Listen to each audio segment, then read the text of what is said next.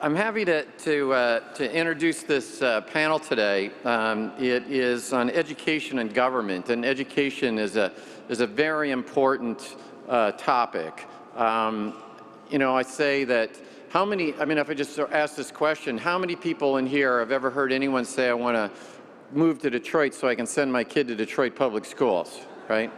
But you can say, or Baltimore public schools, or Philadelphia public schools, or Chicago public schools. So that tells you it's not a Detroit public school problem, it's a system problem. And so we have three panelists here who are experts in this field. And what I'm going to do is, I'm going to do it a little bit different than Tim. I'm going to introduce them one at a time. And each of them will have 20 minutes to speak, and then we'll have time for questions. Our first speaker speaking on the problem with Common Core is Joy Pullmann.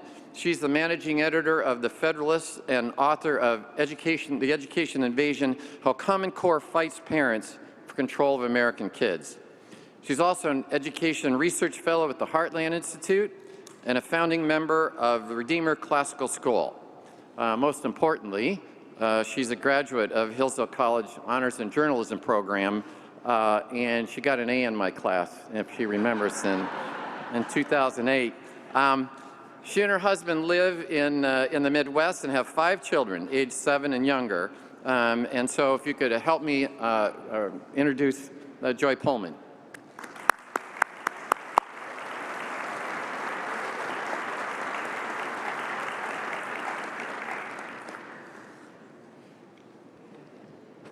Before I begin, I'd like to thank Hillsdale for giving me a platform to share some of the returns on their investment in my life, and the givers who helped make mine and my husband's education at Hillsdale possible. It's an honor to be here, and I've done my utmost to make your attention today worthwhile. So to begin. Common Core is only the latest of many failed education ideas that spend a lot of money and waste a lot of people's time without measurably benefiting Americans. U.S. education has been a morass of ineffective fads since at least the 1950s, and American children generally receive at best a mediocre education, even in the schools we think of as the best in our country. The title of a 2010 education policy book from Harvard University Press sums up the last century, and not favorably. It's titled, "The Same Thing Over and Over." Our inability to improve American education is at root a spiritual and philosophical problem that stems from ideas that have been proven false, but many Americans, for myriad reasons, believe them. Americans used to have a cultural consensus about what children should learn and for what purpose, and that kind of consensus was key to the kind of coherent curriculum that is most effective. But the slow progressivization of our culture has attacked that consensus and may have destroyed it. This has made restoring good education to broader American society, if not nearly impossible, then deeply difficult. This is quite simply a disaster for our society.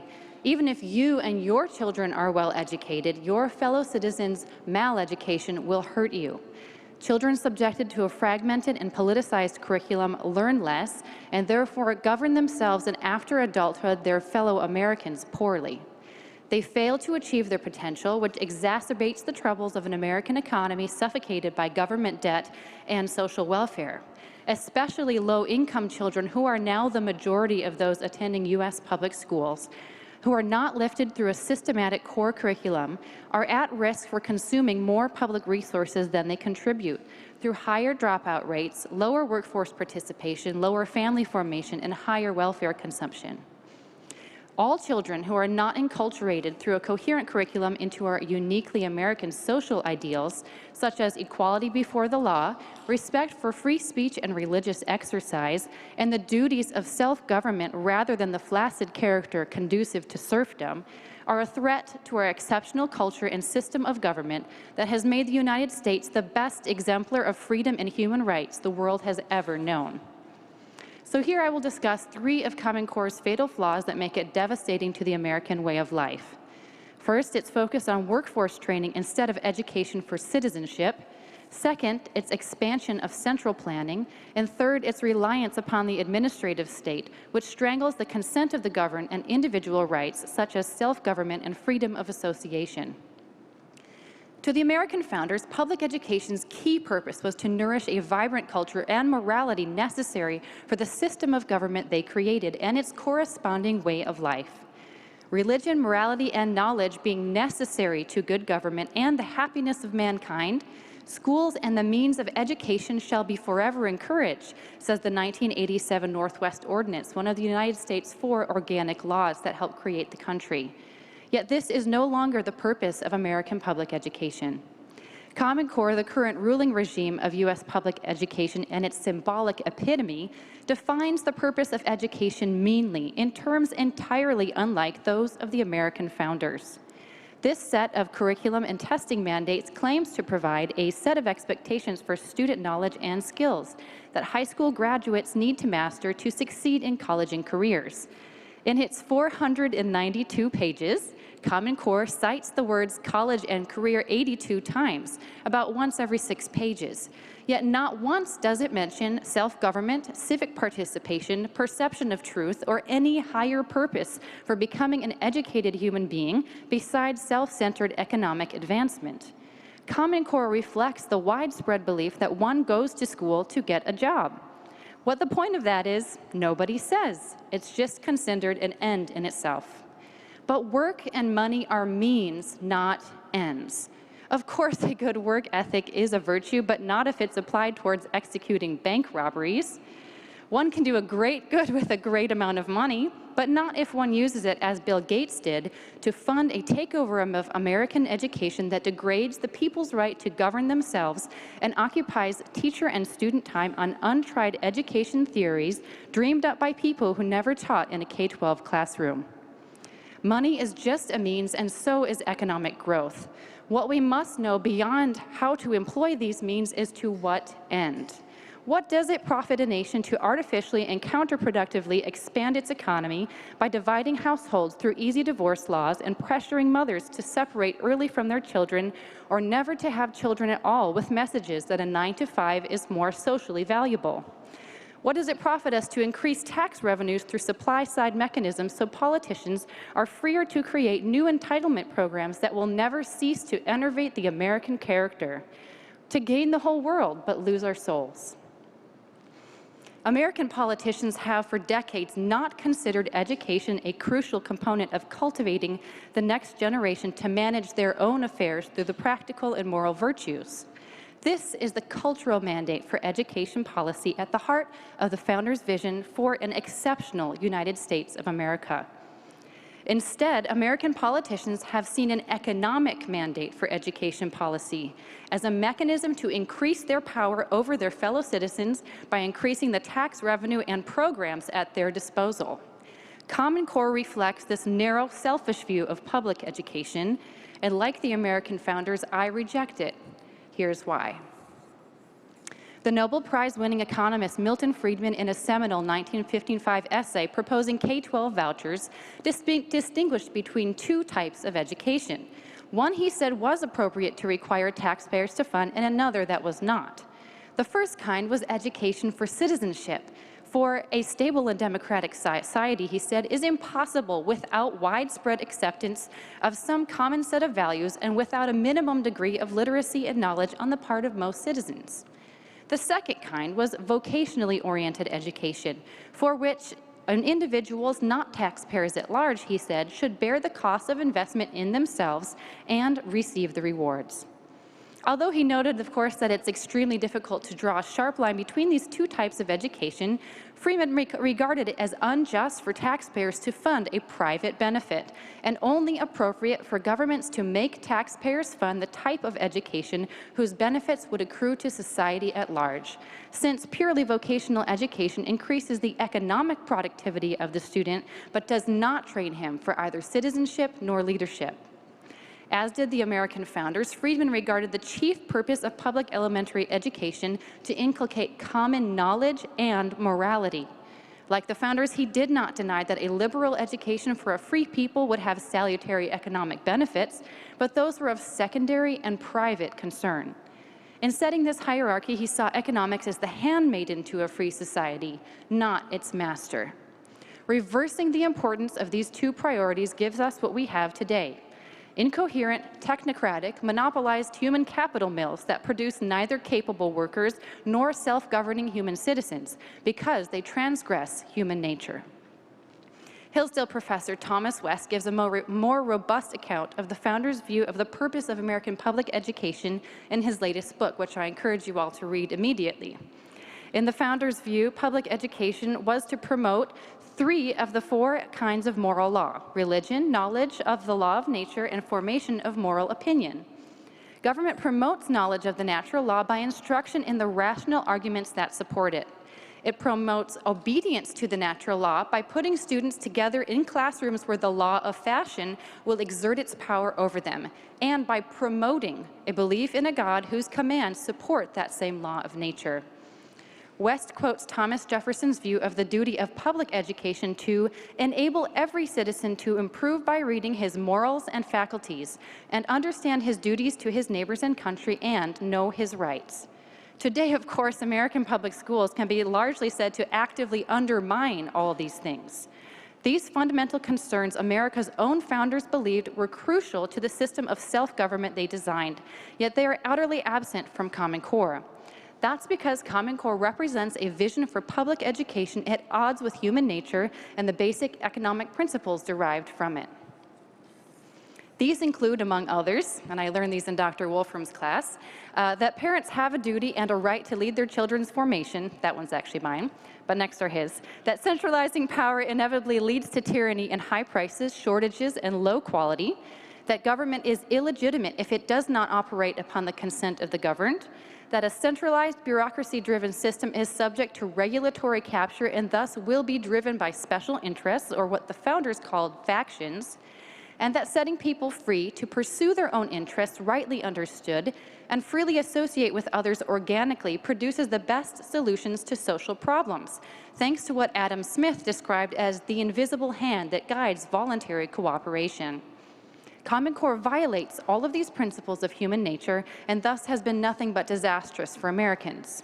Take, for example, just a few problems with central planning manifest in the Common Core project. Ever since U.S. public schools were required to establish centralized curriculum mandates and tests under President Clinton's Goals 2000 and subsequent federal law, they have been doomed to prescribe what serious researchers have long known is ineffective curricula, because effective curriculum is rich in core content. Good curricula transcends narrow technical skills to reach into the natural law-centered knowledge and habits America's founders considered education's raison d'etre.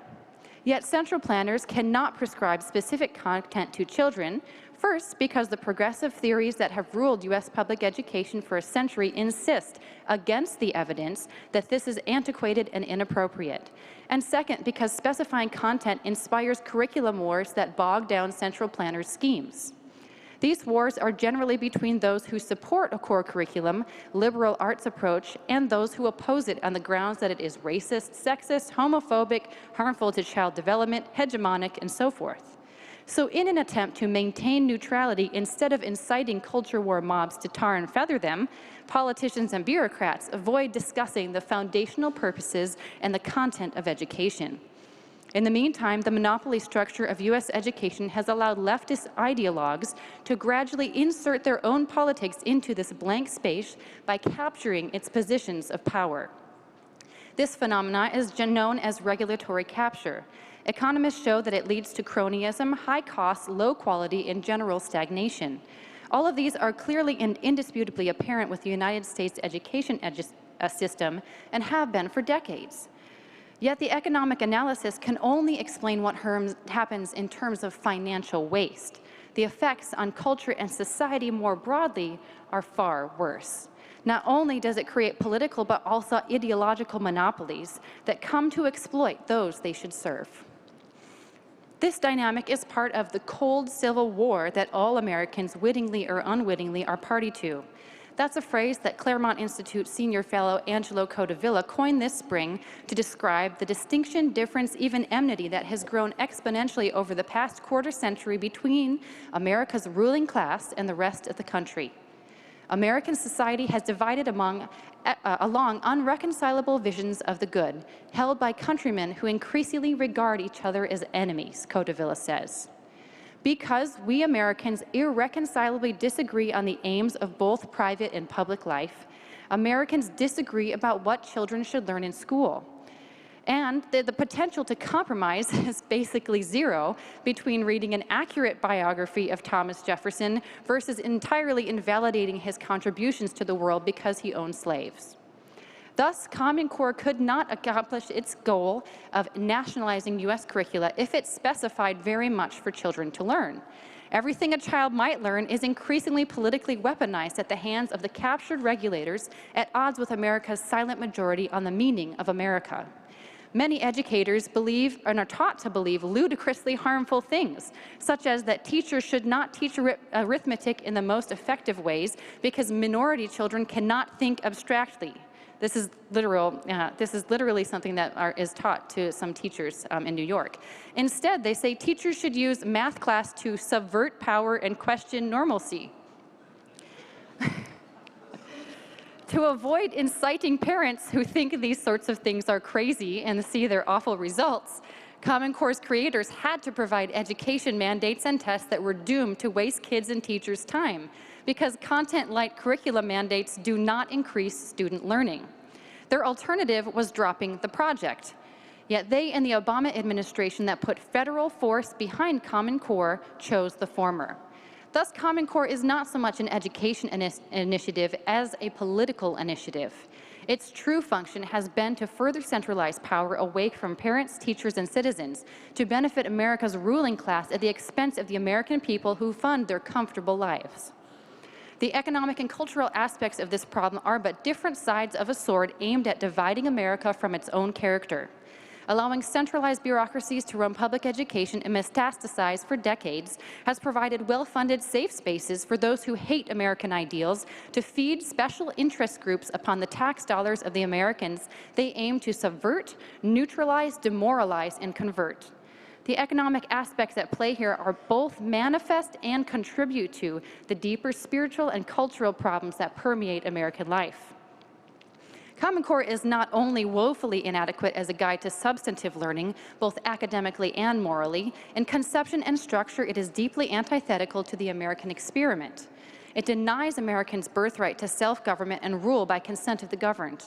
For just one example of this, in only 4 states did Common Core ever pass through the full legislature, and in nearly all of them after every state had already committed to Common Core through extra-legal agreements signed with the federal government. Common Core became the ruling regime of American education almost entirely through private agreements among unelected government and private nonprofit officials. Circumventing elected officials was a deliberate strategy, and it worked. 3 to 4 years after the fact, citizens heard what had been done in their names to their kids with their tax dollars and brought their concerns to the people nominally called their representatives. By then, however, Common Core was already moving into classrooms, and that foothold plus the representatives' cowardice made it irreversible. Although most states have renamed it, and some have deceptively fed Common Core through a thesaurus, nearly every state retains its substance, including Indiana, the state in which I live. Now politicos just lie to the citizens by whose goodwill and tax dollars they subsist. Not surprisingly, that goodwill has receded deeply. Public trust in U.S. institutions is at record lows, particularly in government institutions, and this sort of behavior is a major reason why. The Common Core regime is an insult to Americans' intelligence and rights, but arrangements like it are endemic to American life.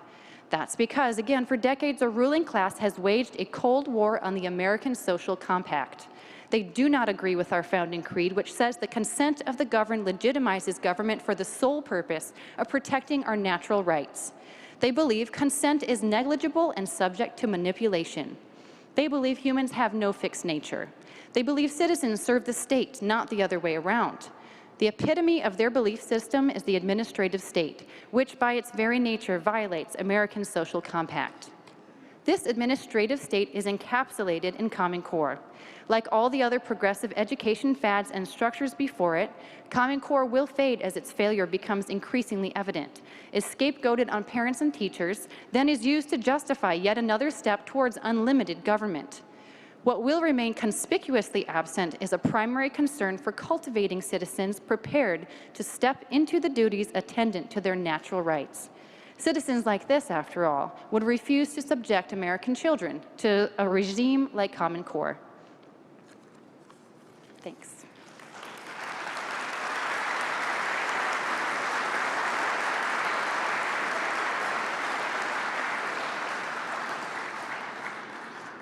Well, you can see why she got an A in my class. Our next speaker is Paul Peterson. He's the Henry Lee Shattuck Professor of Government in the Department of Government at Harvard University. He directs the Harvard Program in Education Policy and Governance. He's a senior fellow at the Hoover Institute at Stanford and a senior editor at Education Next, which is an excellent publication. I don't know if you folks have had a chance to look at it. He received his PhD in political science at the University of Chicago, and he informs me that Milton Friedman was there at the time. He's a member of the American Academy of Arts and Sciences and the National Academy of Education. He's the author or editor of over 30 books, 4 of which have been identified as the best work in their field by the American Political Science Association. Please help me in welcoming Paul Peterson.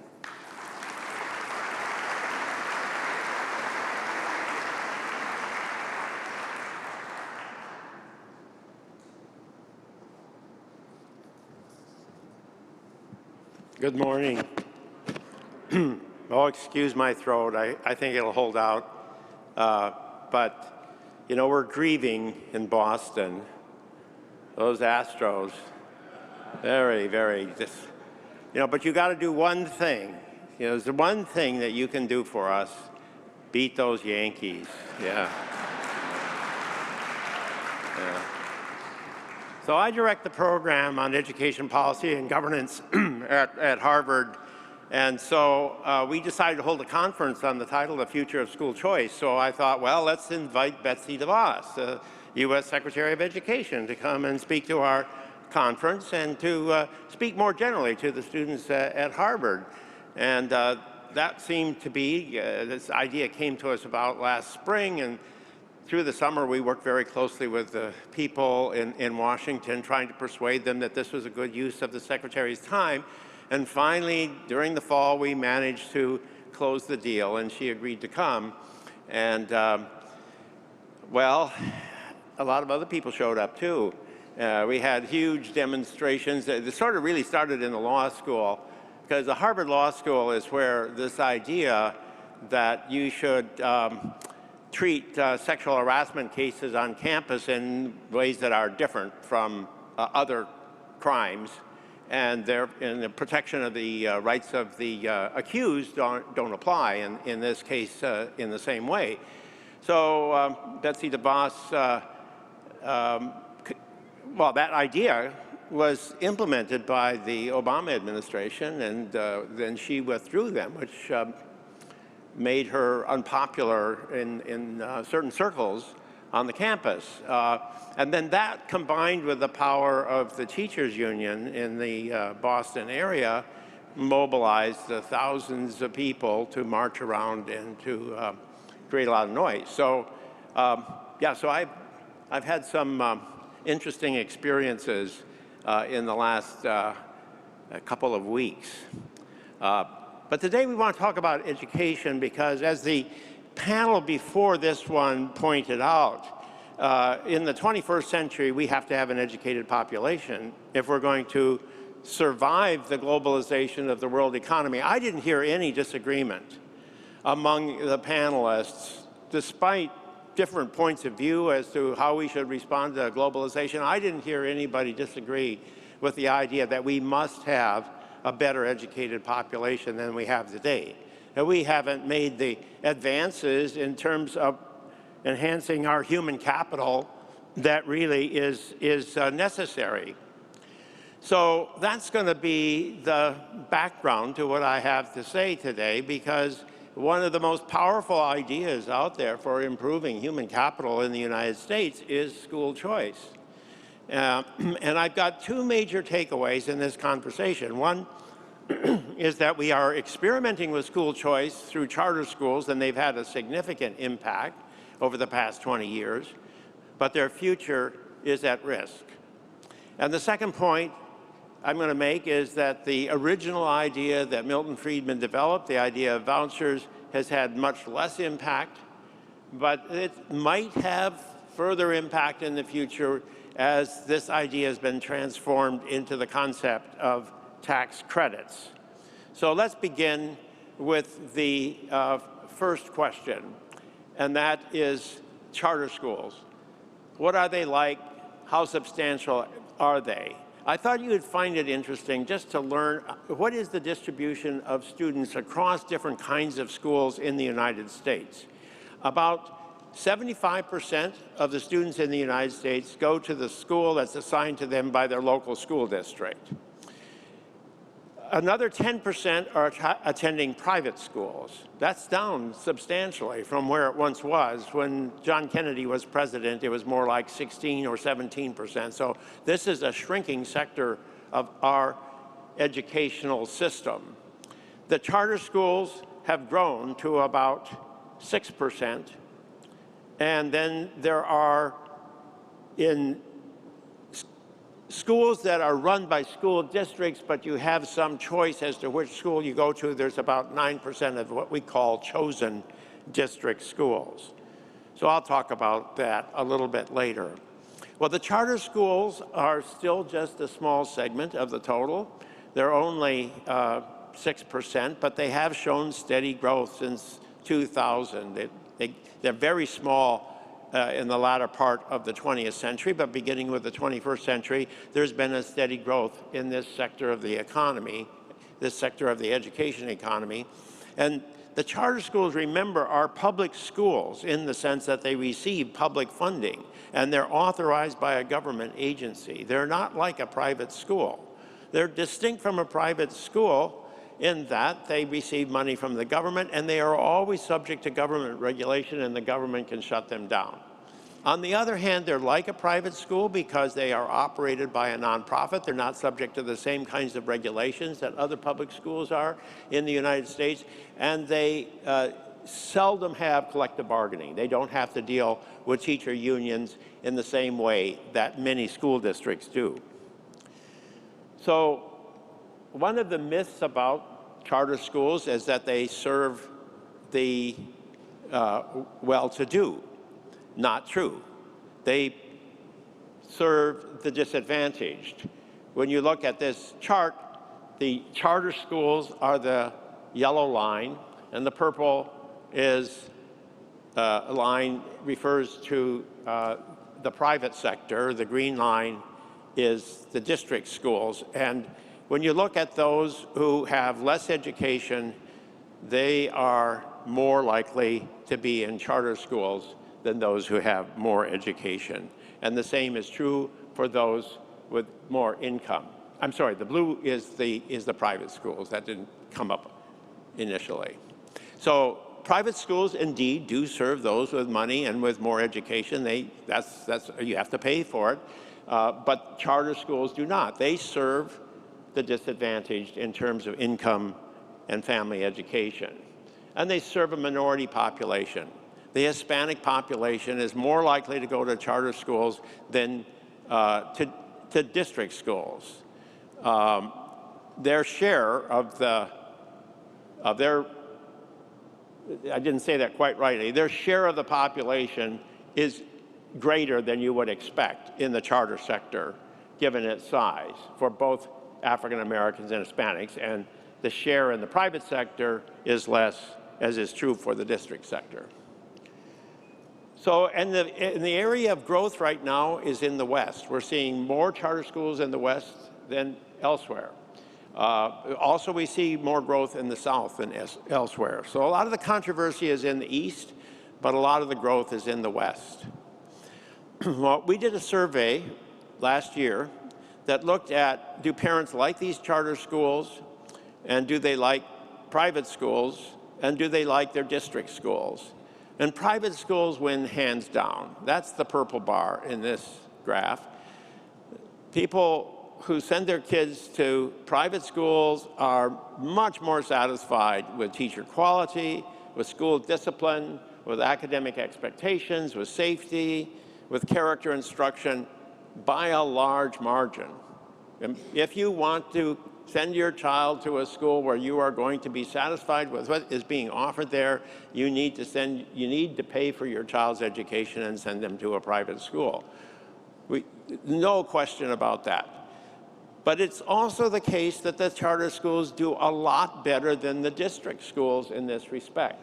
So they're sort of halfway between a private school and a public school, as you would expect, given the way they're organized.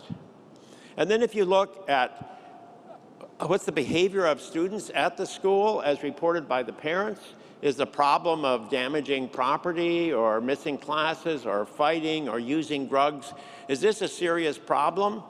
Well, the green bar is the district schools, and yes, a lot of parents say all of these problems are a significant problem in the district-run sector. And not much of a problem at all in the private sector. Big differences between the green bar and the purple bar. Big differences. And once again, the charter schools fall somewhere in between. So how about going on to college? Do charter schools help you go on? Are they better at getting students educated so they can go on to college? And so a very good study has been done in Massachusetts, which is called a random assignment study, so we can compare kids who win the lottery and lose the lottery and see, does winning the lottery make any difference? And that's a really good way to find out whether or not schools make a difference. Now, this graph is all kinds of statistics here, so I'll just summarize it by saying, absolutely, you're more likely to go to college, you're more likely to graduate from college if you go to a charter school in Massachusetts. If it's in Boston, they're more successful. If it's not in Boston, if it's outlying in other parts of the state, charter schools don't show up so well. So why is that? That's a very curious thing. The charter schools seem to do better for the disadvantaged kids than it does for more advantaged kids, kids coming from higher income homes or better educated families. So the best we can figure it out is that the charter schools that serve the disadvantaged are the kind of charter schools that are known as the no excuses schools. They're the kind of schools that really Joy was talking about, schools where the expectations are very rigorously defined and you're expected to learn something in school. And there's a very clear program. You wear uniforms, you sit up straight, you emphasis on character development. All of that's a really important part of the understanding of what the school is trying to achieve. It's almost a throwback to the 19th century. And these schools seem to be working in our central city. Those in the outstate are more of the progressive variety. They're set up, charter schools can be set up any way they want to be if they can get a state authorizer. And in the areas that are more middle-class communities, the charter schools have a much more progressive, let the kids learn on their own, let them figure out what they want to do. Teachers should be more laid back. All of that is tried out, and charter schools do less well. So then if you look at studies around the country, you find the same pattern. You find that the students who go to charter schools, if the students are disadvantaged, they do better. If they come from more advantaged homes, they do not do well. So the total impact of charter schools in terms of academic achievement is mixed. You can't just sort of say, hurrah for charters. It's a more mixed, nuanced story out there. But that's not my main concern. My main concern is that this innovation that's occurring in our country may be coming to a halt, or the expansion may be slowing down and may be halted in the not too distant future. And the first sign of it is the rate of growth has begun to decline, as is shown in this graph. The number of new schools that are opening up every year has declined substantially just in the last 4 years. This is a very recent development. I wouldn't have said this 2 years ago because I wouldn't have seen a steady trend line over a period of time. And I think the main reason is the power of the union. That same group of people that were important at the event that took place at Harvard not very long ago, it's not just there, it's a nationwide phenomenon. The power of the union is being focused on charter schools. And the power of the union is evident from the fact that they can raise money really easily by asking every teacher to contribute to the union as a condition of employment. It's deducted from their paycheck. This isn't done in every state, but it's done in a lot of states. And as a result, the American Federation of Teachers and the National Education Association ranked number 10 and number 12 among all organizations in the country that contributed to political activity in the last election, in the 2016 election year, according to the Center for Responsive Politics. So these are two of the three largest organizations that have a union connection are education organizations. The union movement in the United States is the teachers' union movement. They are the most powerful union out there. And that's because they have lots of resources besides money. They've got workers on the ground at every school district in the country, in every community in the country. And these people are educated themselves. They can speak, they can write letters, they can mobilize. This is a very powerful force. Most unions represent people in the trades, people who don't have that same set of skills that are so useful for political action. The teachers union is a very powerful organization, and they have mobilized against charter schools. Now, why are they doing that? I think there are three events that have led to this transformation in union strategy recently. And the first one has to do with the bankruptcy in Detroit. Somebody mentioned Detroit Public Schools. Well, what really happened in Detroit was the message came through that when you have very large pensions going to government employees, it can bring the whole system down. And the district schools in big cities could be brought down by the rising pension. This graph didn't come up on the screen. I'm sorry about that, because this graph was a really interesting graph that tells us that the 20% of a teacher's salary is now going, a total compensation package is now going for pensions in the United States, as compared to 10% 10 years ago, 12 years ago. From 2004 to 2017, 10% to 20%. And so the cost per pupil of the pension system has doubled. Now, it's even greater than that in big cities. In big cities, just double those numbers. So in big city school districts are raising revenue to pay for the legacy costs because the pension programs weren't adequately funded in the past. And the healthcare system is on top of that, and that's an equally large problem. So when you have that problem, you've got to maintain your enrollments in your district schools, or you're going to be marching towards bankruptcy. That was the story that comes from Detroit. And that's the story that Philadelphia faces, and Baltimore faces, and Chicago faces, and lots of other cities around the country are facing. So when students and families exercise their right of choice to go to a charter school, they are adding to this problem. It's not a problem that the charter schools created. It's a problem that the district schools created for themselves by creating a system that's marching off to bankruptcy. But the slogan that's out there now that the union movement is making so successfully is that charters take money away from the public schools. They used to say charter schools aren't any good, or charter schools serve the rich, or charter schools don't have enough special education students. None of those arguments cut any ice. But the new argument is cutting ice. It's saying they're taking money away from the public schools. And the reason why that's such a powerful argument is because the bankruptcy problem is facing our district schools. So let me go back one. In Chicago, we got a new union leader who comes to power, Karen Lewis, and she takes on Mayor Rahm Emanuel, calls a strike, brings the city to a halt. The next time around, Emanuel has to give in to it. He can't stand another strike. And one of the conditions that he has to agree to is no more charter schools in Chicago.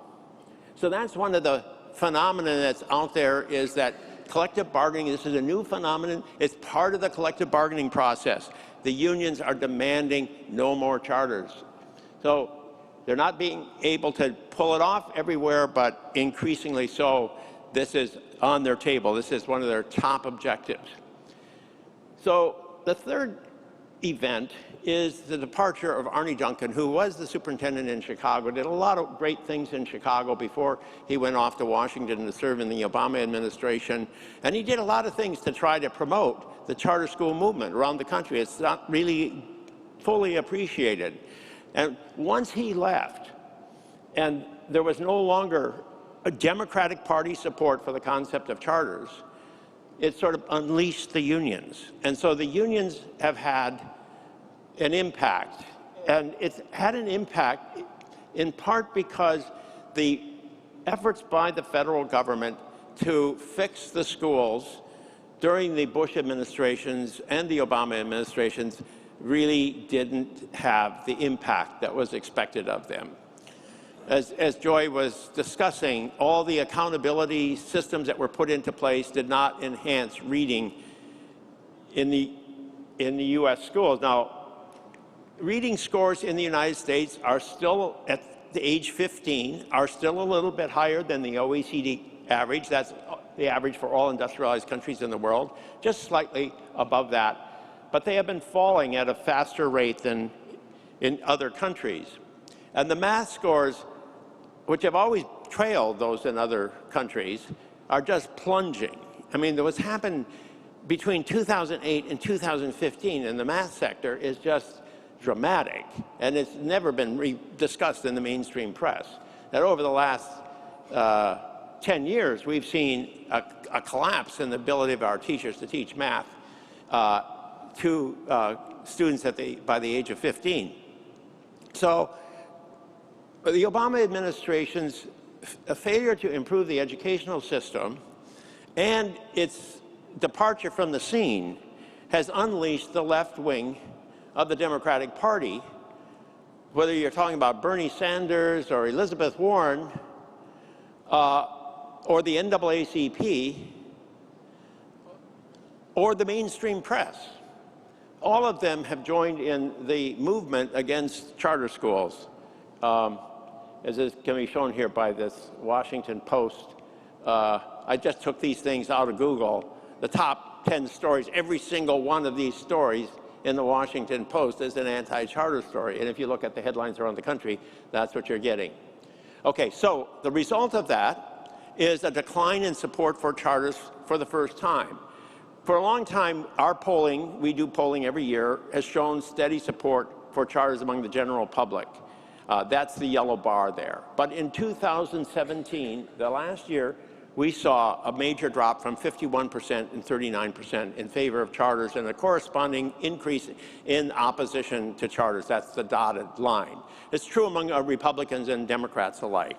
So that's the impact that this effort by the unions has had on the general public.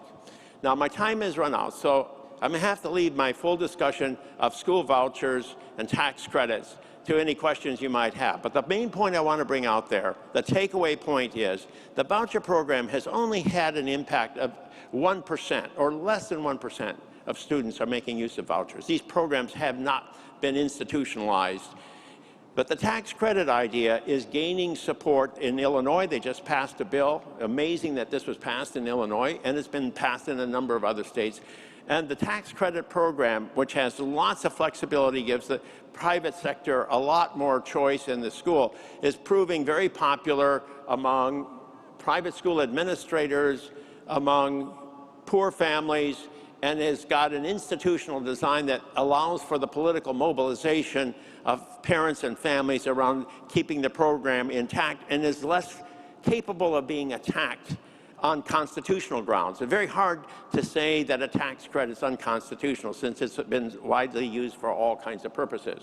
So to sum up, more could be said on this subject, but to sum up, we have a changing, we're at a pivoting point when it comes to school choice in the United States. We've seen this steady growth on the part of charters for a sustained period of time, with some signs that it could really transform the system by making breakthroughs in various parts of the country, with as many as half the kids in Washington, D.C. going to a charter school, and with all of the kids in New Orleans going to a charter school and 30% going to a charter school in Detroit and Philadelphia. We're on the verge of a breakthrough, but the opposition has recognized that and is mobilizing in force.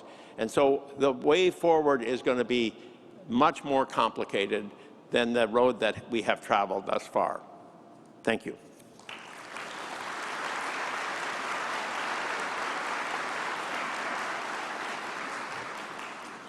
Well, now, the next topic will be federal policy and higher education. And David Randall is Director of Communications at the National Association of Scholars, a very fine organization. Some of you may be members. While at the NAS, he has written on civics education, making citizens, how American universities teach civics, college common readings, beach books, what do colleges and universities want students to read outside class, and the College Board's Advanced Placement European History exam, The Disappearing Continent, a critique of the revised AP European History examination. He is also co-author of a forthcoming work on reproducibility crisis in science, modern science, the crisis of reproducibility. Dr. Randall received his PhD in history from Rutgers in 2005, so he's just a child. His academic publications include Credibility in Elizabethan and Early Stuart Military News, English Military News Pamphlets 1513-1637, Adam Smith's Mixed Prudence and Economy of the Public Sphere, the Rhetoric of Violence, the Public Sphere and the Second Amendment, and the Concept of Conversation. And I had to ask him how you do the French part of this. Maybe he'll make me look good by saying that's how it was. From Cicero's Cerno to the Grand Sisley conversation, that close enough, which is forthcoming in 2018. He's also published essays, interestingly, on the speculative fiction and folk music at First Things, and is the author of young adult fantasy series In the Shadow of the Bear. He was born in Manhattan and now lives in Brooklyn with his wife and son. Please help me bring in David Randall.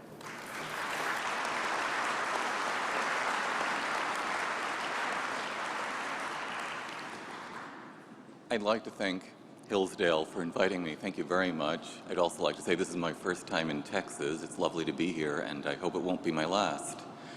So, the United States Department of Education just improved college education for millions of students. It withdrew one of its edicts. Last month, Secretary of Education Betsy DeVos rescinded the department's Dear Colleague letter of 2011. For 6 years, this letter, arbitrarily imposed by Assistant Secretary Ruslan Ali of the department's Office for Civil Rights, guided colleges to use legal processes and evidentiary standards that abrogated due process protections for students accused of sexual assault. Any college that didn't obey faced the prospect of losing its eligibility to receive federal money. Colleges around the country soon complied by creating bureaucracies to draft and execute policies to abrogate their students' civil liberties. These new policies naturally set off a brush fire of lawsuits against the universities, and by the end of 2016, students had triumphed in the courtroom in cases filed against institutions, including the University of Southern California, the University of Tennessee at Chattanooga, and George Mason University. The federal government created a new norm in American higher education: petty tyranny tempered by lawsuit. Rescinding the Dear Colleague letter doesn't undo all its damage. Colleges that responded to the Dear Colleague letter by entering into voluntary resolution agreements, such as Yale University, must still follow those agreements' guidelines. Hundreds of star chamber bureaucracies within each individual university remain and now work voluntarily to infringe student liberty. The Department of Education impaired liberty on campus with alarming ease. it is far more difficult for it to restore liberty. And even the good it is doing now can be undone by another Secretary of Education with a stroke of the pen. At the National Association of Scholars, my colleagues and I conduct research into a wide range of federal policies toward higher education, from sustainability initiatives to civic education. The story of the Dear Colleague letter is the story everywhere. The federal government does harm easily and limited good only with great effort. While Americans can sometimes marshal policy, federal policy, to improve higher education, federal power itself poses a constant danger to good education, to cheap education, and to the very liberty of Americans. The taproot of that power is the flow of federal money to individual colleges and universities. Above all, via loans and grants to subsidize student tuition, but also through a host of other dedicated grant programs. The federal government directs more than $80 billion annually to higher education via grants and income tax rebates. And it also guarantees higher education loans, more than $100 billion of student loans each year. 4/5 of first-year college students receive a grant or a loan from the federal government. And American colleges derive more than 1/3 of their revenues from the federal government. Virtually every college in the country, save Hillsdale,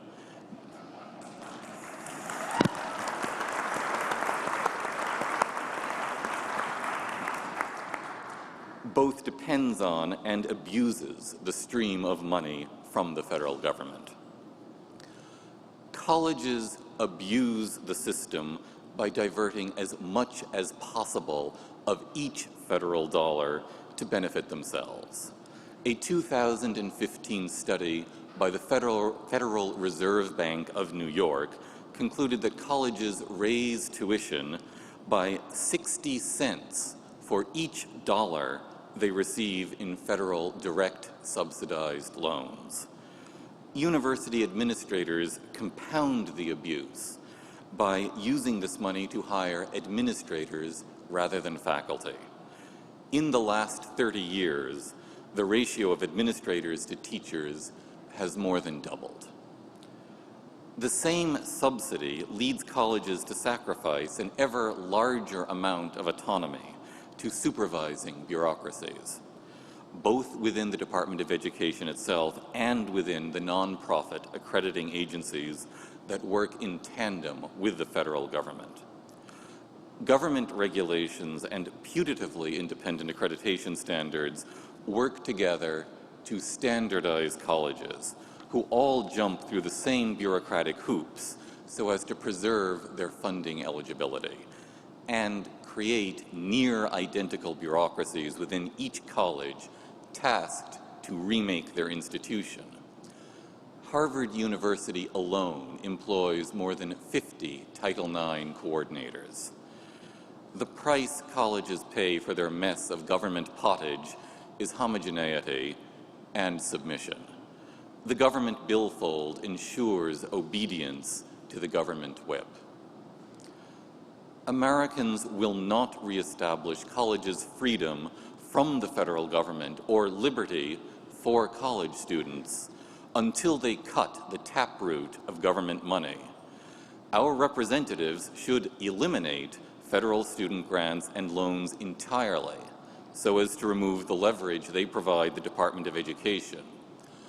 What remains of the Department of Education's Office of Post-Secondary Education should focus upon information gathering and publicity. This goal will not be achieved until the still distant day when Americans believe that they can dispense with federal education subsidies. In the interim, we must work to reform how the government exercises its power to shape higher education. Our dual goal should be to limit the ability of the government to do harm by its education policy, and to foster higher education's contribution to our country's welfare. Specifically, federal policy toward higher education should aim at 5 complementary goals. First, it should restore autonomy to institutions of higher education by restricting the government's power to regulate individual colleges. Second, it should restore individual liberty within our college campuses. Third, it should ensure that higher education continues to dedicate itself to the interests and the welfare of our nation. Fourth, it should endeavor to reduce the cost of college. Fifth, and last, it should remove those federal regulations that impose progressive dogma in the name of education.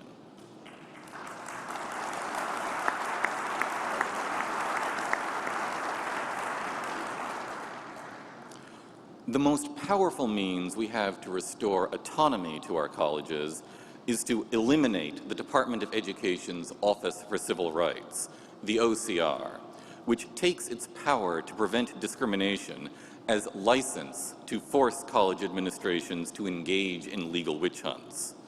The most important phrase in OCR's 2014 supplement to the Dear Colleague letter was that, quote, "A Title IX investigation is not discretionary," unquote. To free our colleges from the OCR's demand that they function as auxiliary police rather than educators, Congress should transfer all legal functions currently entrusted to the Office for Civil Rights to the Justice Department. College autonomy will only flourish when colleges are freed from a bureaucracy committed to their subordination.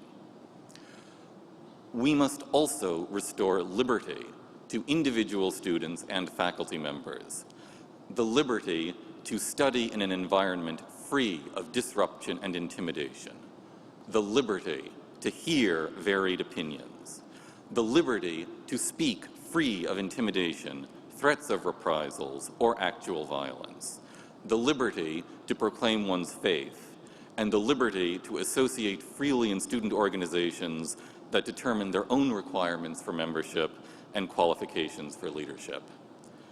Students and faculty accused of misdeeds must also have the legal rights that are our birthright as Americans: due process, the presumption of innocence, the right to counsel, the right to know what one is charged with, the right to face one's accuser, and the right at all times to speak publicly about any case. The different branches of the federal government should work together to guarantee these liberties. Secretary DeVos began this work by rescinding the Dear Colleague letter. Attorney General Sessions has followed up with his announcement that the Justice Department will now protect student rights to speak freely. Both departments should continue the good work of enforcing existing federal laws and regulations in defense of individual liberty on campus. Yet, and there is a yet, a new administration can reverse these initiatives. Congress should provide a permanent guarantee for student liberties by amending the Higher Education Act to include the Freedom to Learn amendments drafted by the National Association of Scholars. These require colleges that receive federal student loans to guarantee individual student liberties and due process rights, and appoint an independent commission to assess compliance. Congress should also set up its own legal office, tasked to review all Department of Education guidance letters to determine whether they misinterpret the department's statutory powers so as to restrict individual liberty on campus. Federal higher education policy should combine these efforts to foster institutional and individual liberty with complementary initiatives to ensure that America's colleges dedicate themselves to our nation's welfare. American universities should foster American interests serve the American people, preserve their independence from the soft power of foreign governments, and instill a shared identity as Americans among their students. The government should take measured steps to encourage American colleges to rededicate themselves to these national purposes and ideals. Many universities have become instruments of foreign soft power. China now funds more than 100 Confucius Institutes on American campuses, which teach Chinese language, culture, and history, and never mention topics such as the massacre at Tiananmen Square. These institutes, staffed by Chinese nationals subject to Chinese law, addict American universities to Chinese government funding, and thereby the institutes acquire a veto on university policy. In 2009, North Carolina State University withdrew an invitation to the Dalai Lama to speak on campus, reportedly after the director of the campus Confucius Institute objected. Congress should require all colleges that receive federal funds to disclose all funding from foreign governments and all contractual language governing their foreign-funded components. The federal government should also require that colleges treat all American citizens alike and distinguish American citizens from non-citizens. In the long run, the federal government should rescind all affirmative action and diversity mandates from higher education, as these treat American citizens unequally. In the short run, Congress should require all colleges that accept federal support to provide full institutional transparency about the demographic characteristics of their student body, so as to make clear to the public the discriminatory effects of affirmative action. Congress should also amend the Higher Education Act to require colleges to cooperate with the enforcement of America's immigration laws. Sanctuary colleges, such as the University of Pennsylvania, should receive no federal money.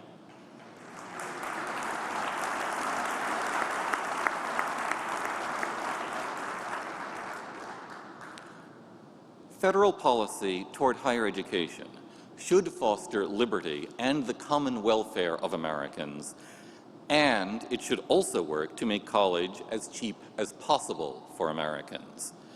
This should be done both for the direct good it will do to the pocketbook of millions of us, and to convince Americans that government does not need to subsidize higher education. The federal government can lower college costs most effectively by exposing the existing cartel of higher education to competition from new rivals, by providing a regulatory infrastructure that favors as many educational experiments as possible. These experiments should include virtually all currently proposed alternatives to traditional forms of higher education. The Department of Education should continue its efforts to lift the unequal regulatory burden it places on for-profit colleges. If the federal government wants for-profit colleges to provide statistics about gainful employment of their graduates, it should require the same information from community colleges and the Ivy League. The department should also encourage attempts to provide distance learning over the internet, while Congress should authorize income share agreements, student loans tied to repayment of a proportion of students' future income rather than repayment of a fixed sum. The more room the federal government provides for competing institutions and financial structures, the more quickly Americans will discover a way to make college cheaper. Federal policy in higher education should aim positively to promote liberty and American welfare and to lower the cost of college. It should also aim to prune away a jungle of programs that function as subsidies for progressive propaganda and activism. These programs are wasteful, an improper diversion of government money toward political ends, and a subsidy of the cadres in higher education devoted to arbitrary government and disdain for America. Both the cause of liberty and the common welfare of America require that the federal government defund these subsidies for the authoritarian left.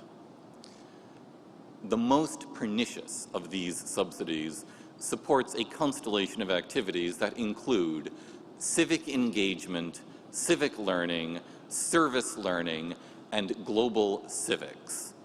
These programs all substitute extracurricular action for classroom learning and usually action to spread progressive propaganda or to provide free labor for progressive nonprofit organizations, and teach students that civics education is the same thing as progressive activism.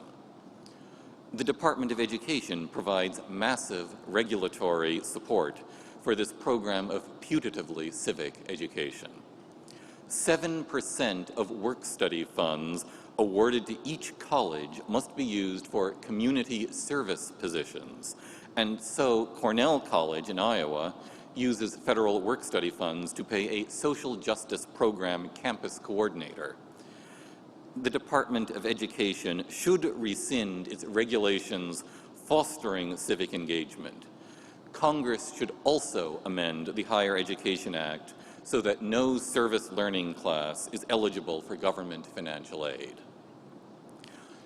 All these reforms make up a large program indeed. I am under no illusions that it can be achieved in 4 years or even 8. But we should know what we aim for, even if we know that we cannot achieve all our goals at once.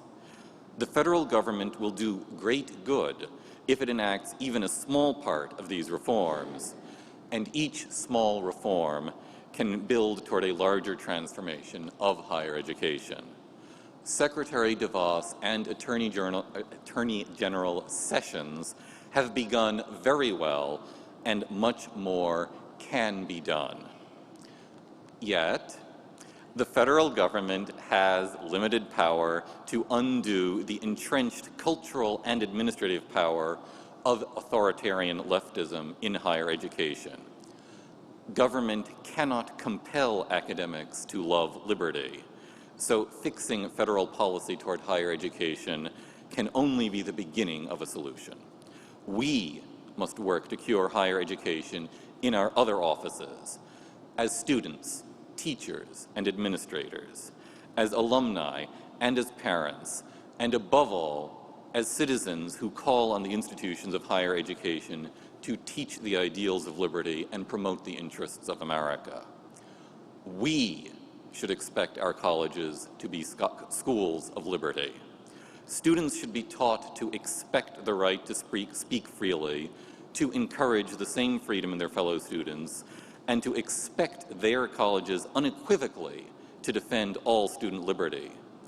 Students should learn never to subordinate liberty to euphemisms for arbitrary government and mob rule, social justice, diversity, and other false idols. We should expect our colleges to be schools devoted to the welfare of America and the welfare of Americans. Students should learn to love their country and their fellow citizens. Our colleges should teach them the history of their country so that they may cherish America with both their minds and their hearts, and know how to sustain the Republican form of government that guarantees our liberties. We Americans, and not just our servants in the federal government, must labor so that our educators rally our colleges and universities to cherish liberty and the common good of our country. We may use the federal government as one tool in that effort, but we cannot rely upon it. The task is ours. Thank you.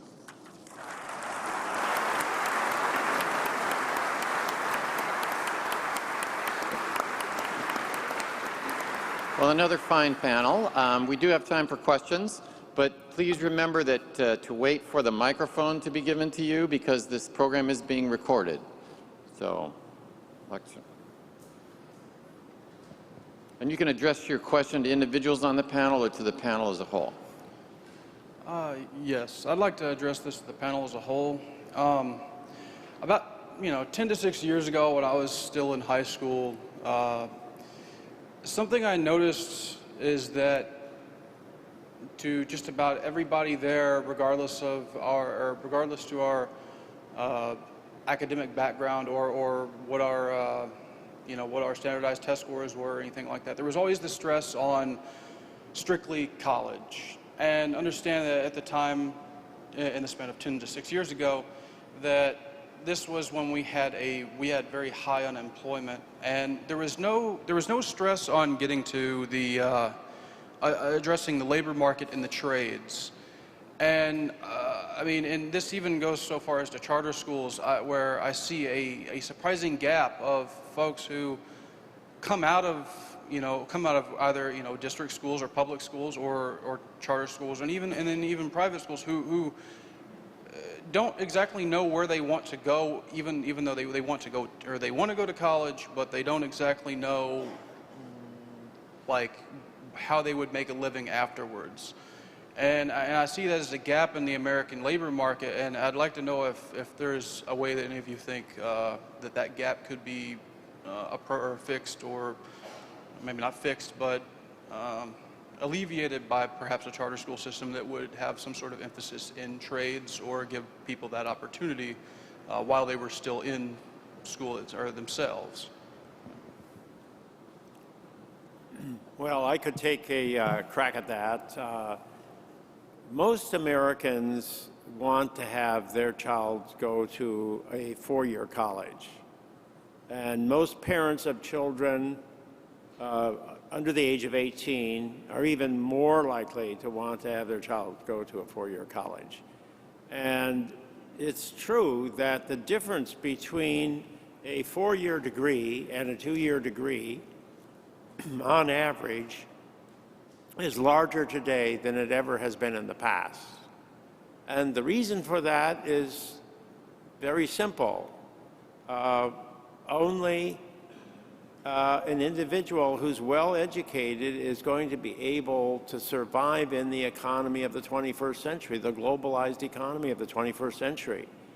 I mean, we are going to see a decline in the number of good-paying working jobs that vocational schools have been focused on. Now, that doesn't mean they're going to disappear. There's always going to be a need for them, and there's certainly room for charter schools or other schools to provide that kind of educational opportunity for those who want it. But I don't see a compelling need for a national policy to push policymaking in that direction. Those jobs are on the way out. Technology is replacing those jobs. So a four-year degree is today more valuable than it ever has been. I'm going to disagree a little bit. Actually, I think if any of you have read Charles Murray's work, he talks about it's really destructive socially as well as to the employment prospects of young people to have this mentality. It is true that many Americans expect their children to go to four-year college, but that's just because they want to see their children set up well in life. It's that and that pressure of acting like a four-year college degree is really a good fit towards helping a young person into a career has really destroyed a lot of young people's lives. It saddled young people with a lot of college debt for a degree. They don't know where it's going. It's kind of a generic, well, I checked my box. And then if you talk to college instructors, I'm sure David can talk about this all the time. If you talk to college instructors, they have many of these students in the classrooms who don't know why they're there, who aren't prepared to do the work, because college is more of an academic setting. It's often not a vocational oriented setting. So it's a very poor match between young people who just want to, get going on their lives. So I've done a lot of, I mean, my dad is a small business owner. He's a farmer in Wisconsin. We have friends who own a manufacturing company in Ohio. And so those are the sort of jobs, you know, that you're thinking about. And they're actually the age of the folks who are doing plumbing, the trades, construction, electrical work is in the 50s, in the 60s, and they're having a really hard time recruiting young people. And those are high-paying jobs that cannot be outsourced. If you need a plumber, you can't call up somebody in India to do it for you. It's in your sink in your kitchen. So so there is definitely a gap there that economists have talked about, and there are real opportunities there. You know, I think it's more of a mentality thing, as well as the fact that the sort of people who talk about what people should do after college are people who have all gone to college and like going to college. But, you know, as Dr. Murray talks about all the time, not everybody likes reading books and writing papers, and that isn't a good preparation for a good career for even the majority of people. So there are many other avenues that they can have, and I think, you know, there's a lot of, people are talking about this as well. You know, there's credentialing programs that big engineering companies are starting up in Indiana. There's state-level programs in the states where they have a workforce that kind of is geared towards this. People are trying to think about it and solve it. For me, I always think about, so when I talk to my dad or our manufacturing plant owner friends, what they say is actually it's, how do you say it? There's a couple of laws that are real huge barriers to it. One of them is minimum wage laws. Another one of them is you know, laws that bar people from starting work before age 16, 17, 18. You know, if you can get in, work 10, 15 hours a week at age 15, you know, doing the easy, boring stuff, by the time you're 18, you can be, you know, an apprentice. And by the time you're 22, I mean, in our local high school has kids, you know, they're making starting level salaries of $45,000, you know, with a 2-year technical degree, you know, because they've been able to do that through their high school. So there are definitely avenues that I don't think we focus on because of our cultural pressure towards putting everyone into college, but that really is hurting people. So I agree with you about the need there. Oh, another thing I wanted to mention, besides the minimum wage, the restrictions on young work, the inability to kind of break up the, you know, the ability to kind of slowly move into as an apprentice to a job as a young person. I hear a lot of folks, they can't hire people who A, have a work ethic, and B, can pass a drug test. So we have a lot of social problems that are creating these workforce gaps, that everybody always acts like just sending a drug-addicted person to school is going to be, you know, get them a credential. That's not really going to solve the problem, you know, that we're talking about with all these unemployed folks who are in bad jobs that don't fit their interests and aptitudes.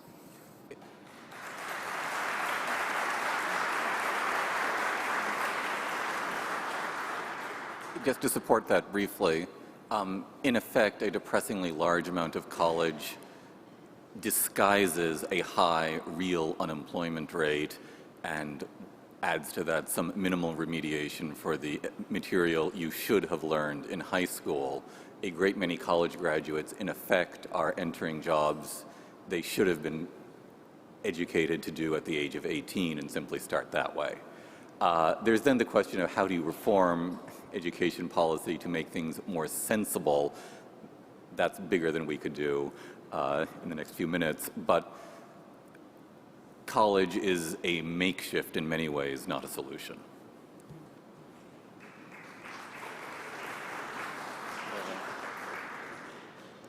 There's a big controversy over Common Core, but when I look at Hillsdale, they have a core of some 60 hours. Other schools have virtually nothing. So really, it seems like the real controversy is who determines the core rather than what the core is. Well, if you read my book, I will go through that argument in more detail. I absolutely support a core curriculum because, I mean, I have learned that way. It's a great way to learn, and the research says it's really good for helping young people become adults. The problem is, I actually think it is a structural problem. When we talk about Common Core, the fact that it tries to be a national scheme is the very reason that it has to be garbage curriculum. As you know, I talked about today, trying to do anything national requires getting enough buy-in from enough people that you're going to have to make so many compromises that the thing that you do ends up not being something worth the name, you know, of a core of knowledge that is delivered to children.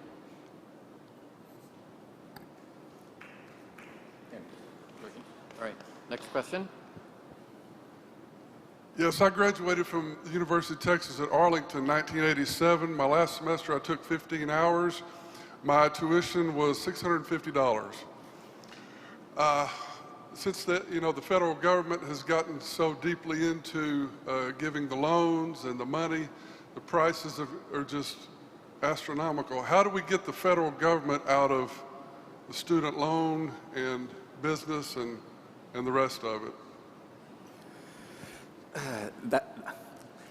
That's the difficulty. Of course, one thing that we could do is simply say that if you want a federal loan or a Pell Grant, which is a grant to go to college if you're from a low-income family, you have to show that you're college ready. You need to pass some kind of an external examination. You have to have something more than just your high school diploma on the table in order to obtain that subsidy. Right now, about half the students who go to junior colleges drop out before the end of the first year. We have a huge expansion of the junior college, community college system in the United States that's been built on the back of the Pell Grant program and college loans. And most of the people who aren't paying back their loans are people who are going for 1 year, or not for that entire year, for a portion of that year, and can't do the work. They're just not prepared for it. If we could have a major cut in the subsidies to a significant segment of our higher educational system if we simply said, well, you've got to perform at a certain level before you're going to be eligible. And think of what that would do to our high schools. I mean, when you look at the educational system in the United States, you have to say elementary schools could be better, but they're not broken. You see students improving over the generations. They're probably learning more in elementary school today than they did 20 years ago. Middle school, much less satisfactory. Middle school is a problem area. High school, disaster zone. Kids hate it. Nobody wants to go to school. Nobody knows why they're in school. Nobody knows what they're supposed to study. There is no such thing as a core curriculum. Study whatever you want. And so there's no examination system. It used to be the teacher could hold the students accountable, but teachers have given up on that. It gets them into trouble. And besides that, schools get money from the state based on how many students they have. And so the big thing now is to get kids to graduate from high school. They're supposed to be, you're supposed to have a higher percentage of kids graduating from high school every year. And that has happened. That's a big achievement of the Obama administration, is to increase high school graduation rates. How have they done that? They've allowed students, if they fail a course, to take it online in a room separate from the other, and they can take it over and over and over again until they pass. And and they don't have to pass at the expected level. So there are schemes out there in our educational system that's making it really easy to get a high school diploma. So why should colleges say a high school diploma is all it takes to get to college? Well, because they can make money on you, because they can get the federal grants and they can get the loan-based funding. So you could do something for our high schools and for our college problem simply by raising the expectations for admission to college. I do want to say, I think it will be a...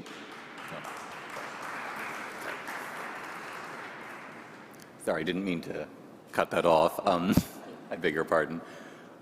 I want to say, I think it will be more difficult because any reform you put in can and will be subverted. Put in an expectation level, you make the expectation level lower. Force colleges to get rid of, say you're not allowed to let students do remedial stuff, they'll redefine the remedial classes as the first year of college and lower the expectations for college. That sort of dodge will happen. And I think they'll be able to get away with it for as long as tens of millions of Americans are absolutely terrified that their children will be impoverished if they don't have the federal government loans. There's got to be massive, slow reforms which have to acknowledge that sheer terror among so many people that it'll be politically impossible to make any sort of quick or direct assault. It has to be, every sort of reform has to get you to the situation where that terror disappears, and that's going to take a generation or two at least. We have time for one more question. This is not really a question because I wish you could answer it. I'm a school teacher, took the day off. 36 students in a biology class yesterday. 90% of them do not speak English. These students will pass the biology standard Texas test so that they can graduate. Everything is being dumbed down in public education. I feel the frustration. Yesterday in first period, did those students stand for the pledge? No, I spent all my time. I realize that this is off the subject, but I'm really hot and frustrated, and thank you for allowing me to be here today, because maybe there is hope. But those of us who are in the southern states and other states who are having the problem with people in our schools who don't even speak English, and they won't be conversant in English when they graduate from high school, and we will give scholarships to those because they are in the underserved, quote unquote, they don't have the means, quote, quote, and they represent diversity.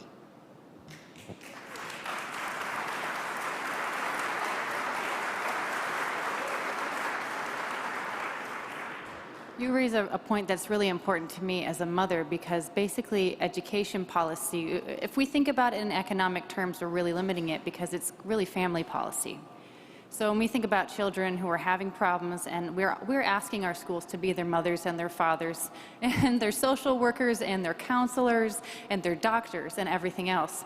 So when people are dissatisfied, with what schools are putting out, and look, I know based on the research that folks like Dr. Peterson have done, that the schools are not doing as well as they could with the children that they have. But there are so many other things that we're also asking our schools to do that we really never want to talk about, because it's really easy to talk in economic terms about human capital, just getting people a couple points higher on a math test. You can rejigger those numbers, but how do we have more mothers marrying fathers before they have children?